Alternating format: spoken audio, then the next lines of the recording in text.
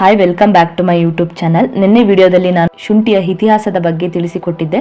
ಇವತ್ತಿನ ವಿಡಿಯೋದಲ್ಲಿ ನಮ್ಮ ಭಾರತ ದೇಶದಲ್ಲಿ ಹೆಚ್ಚು ಬೆಳೆಯುವ ತಳಿಗಳು ಹಾಗೂ ನಮ್ಮ ಕರ್ನಾಟಕದಲ್ಲೂ ಬೆಳೆಯುವ ವಿಧಗಳ ಬಗ್ಗೆ ತಿಳಿಸಿಕೊಡುತ್ತೇನೆ.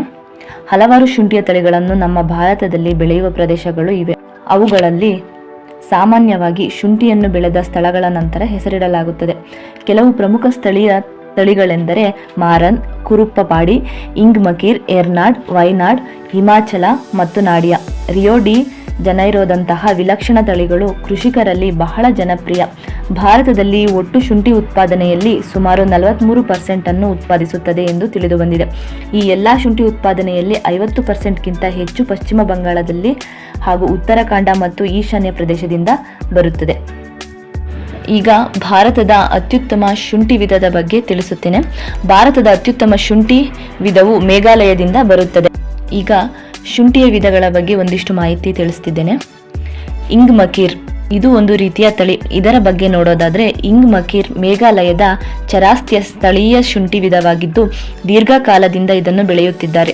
ಹೆಚ್ಚಿನ ಜಿಂಜರಲ್ ಅಂಶವನ್ನು ಹೊಂದಿರುವ ಅತ್ಯಂತ ಪ್ರಬಲವಾದ ಶುಂಠಿ ಪ್ರಭೇದಗಳಲ್ಲಿ ಒಂದು ಎಂದು ತಿಳಿದು ಬಂದಿದೆ. ತೆಳ್ಳಗಿನ ಮತ್ತು ಹೆಚ್ಚಿನ ನಾರಿನ ಸ್ವಭಾವವಾದ ಇಂಗ್ಮಕೀರ್ ಒಣಶುಂಠಿಯ ಪುಡಿಗೆ ಪರಿಪೂರ್ಣವಾಗಿದೆ. ನಾವು ದೈನಂದಿನ ಉಪಯೋಗಿಸುವ ಶುಂಠಿಗೆ ಹೋಲಿಸಿದರೆ ಇದು ಒಂದು ಪಿಂಚ್ ಪೌಡರಲ್ಲಿ ಜಾಸ್ತಿ ಶಕ್ತಿ ಇದೆ. ಮುಂದಿನ ಶುಂಠಿಯ ವಿಧ ರಿಯೋ ಡಿ ಜನೈರೋ. ಬ್ರೆಜಿಲ್ನಿಂದ ಪರಿಚಯಿಸಲ್ಪಟ್ಟ ಈ ಶುಂಠಿ ವಿಧವು ಭಾರತದಲ್ಲಿ ಲಭ್ಯವಿರುವ ಸ್ಥಳೀಯ ಪ್ರಭೇದಗಳಿಗಿಂತ ಹೆಚ್ಚಿನ ಇಳುವರಿಯನ್ನು ನೀಡುತ್ತದೆ ಎಂದು ತಿಳಿದು ಬಂದಿದೆ. ಆದರೆ ಒಣಗಿದ ನಂತರ ಸುಕ್ಕುಗಟ್ಟುವುದರಿಂದ ಒಣಗಿದ ಶುಂಠಿಯನ್ನು ಬಳಸಲು ಪರಿಗಣಿಸುವುದಿಲ್ಲ. ಮುಂದಿನದು ವೈನಾಡ್ ಶುಂಠಿ. ಈ ಶುಂಠಿ ವಿಧವು ದಕ್ಷಿಣ ಭಾರತದ ಕೇರಳದಲ್ಲಿ ಕಂಡುಬರುತ್ತದೆ. ಇದು ಕಡಿಮೆ ನಾರಿನಾಂಶ ಮತ್ತು ಒಣಗಿದ ನಂತರ ಹಾಗೂ ಹಸಿ ಶುಂಠಿಯಾಗಿಯೂ ಬಳಸಲು ಈ ಶುಂಠಿ ವಿಧ ಸೂಕ್ತವಾಗಿದೆ. ಮುಂದಿನದು ಮಾರನ್ ಶುಂಠಿ ವಿಧ. ಮಾರನ್ ಶುಂಠಿ ವಿಧವು ಹೆಚ್ಚು ಇಳುವರಿಯನ್ನು ಉತ್ಪಾದಿಸುವ ಜನಪ್ರಿಯವಾದ ವಿಧ ಮತ್ತು ಇದನ್ನು ಒಣಶುಂಠಿ ಹಾಗೂ ಹಸಿ ಶುಂಠಿಯಾಗಿ ಬಳಸಬಹುದು. ಮುಂದಿನದು ನಾಡಿಯಾ ಶುಂಠಿ. ನಾಡಿಯಾ ಶುಂಠಿ ಅಥವಾ ಇಂಗ್ಬಾ ಎಂದು ಸ್ಥಳೀಯವಾಗಿ ಮೇಘಾಲಯದಲ್ಲಿ ಕರೆಯುತ್ತಾರೆ. ಇದು ತೆಳು ಹಳದಿ ತಿರುಳಿರುವ ದೇಹವನ್ನು ಹೊಂದಿರುವ ನಯವಾದ ತಿಳಿ ಕಂದು ಬಣ್ಣ ಚರ್ಮವನ್ನು ಹೊಂದಿದೆ. ಈ ಶುಂಠಿಯು ಹೆಚ್ಚಿನ ಇಳುವರಿಯನ್ನು ನೀಡುತ್ತದೆ ಮತ್ತು ಒಣ ಹಾಗೂ ತಾಜಾ ಶುಂಠಿಯನ್ನು ಬಳಸಬಹುದು. ಇವುಗಳು ನಮ್ಮ ಭಾರತ ದೇಶದ ಪ್ರಮುಖ ಶುಂಠಿಯ ವಿಧಗಳು. ಇನ್ನು ನಮ್ಮ ಕರ್ನಾಟಕದ ಸ್ಥಳೀಯ ಶುಂಠಿ ವಿಧಗಳು ನೋಡೋದಾದ್ರೆ ಸುರುಚಿ, ಸುರಭಿ, IISR ವರದಾ, IISR ರೆಜಾತ. ಈ ಸುರುಚಿ ಶುಂಠಿ ವಿಧ ನೋಡೋದಾದ್ರೆ ಈ ವಿಧವು ದಪ್ಪವಾದ ಖಂಡ ಮತ್ತು ಹೇರಳವಾದ ಬೇಳೆಯನ್ನು ಹೊಂದಿದೆ. ಇದು ಮಳೆಯಾಶ್ರಿತ ಮತ್ತು ನೀರಾವರಿ ಎರಡೂ ಪರಿಸ್ಥಿತಿಯಲ್ಲಿ ಬೆಳೆಯಬಹುದಾದಂಥ ತಳಿ. ನೆಕ್ಸ್ಟ್ ಸುರಭಿ ತಳಿ. ಈ ವಿಧವು ಗಾಢ ಚರ್ಮ, ಹಳದಿ ತಿರುಳಿರುವ ಮತ್ತು ಕೊಬ್ಬಿನ ಖಂಡ ಹೊಂದಿದೆ.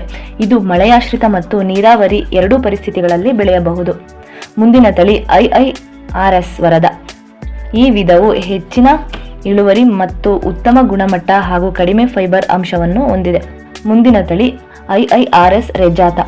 ಈ ವಿಧವು ಹೆಚ್ಚಿನ ಇಳುವರಿಯನ್ನು ನೀಡುತ್ತದೆ ಮತ್ತು ಕೊಬ್ಬಿನ ಹಾಗೂ ದಪ್ಪವಾದ ಖಂಡವನ್ನು ಹೊಂದಿದೆ. ಇವುಗಳು ನಮ್ಮ ಕರ್ನಾಟಕದ ಸ್ಥಳೀಯ ಶುಂಠಿ ವಿಧಗಳು.